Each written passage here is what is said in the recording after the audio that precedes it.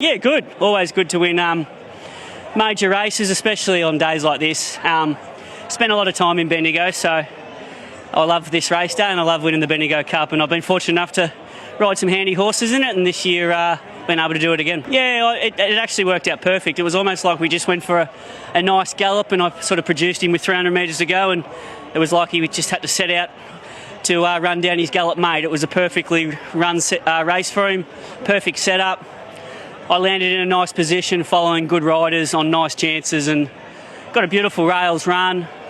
Sort of along the back, made up a little bit of ground to get on Jamie's back, and all I needed was an out, and when that came, he produced into it and was too good. Yeah, he was. I actually rang him before because I didn't know if he'd be here today, and I said, I had my dad with me, and he was going into a tent with some blokes, so he needed a tip. I said, which one's the best in the Bendigo Cup? He said, it's a silly question, you're on it. But yeah, look, Karen was happy with the horse.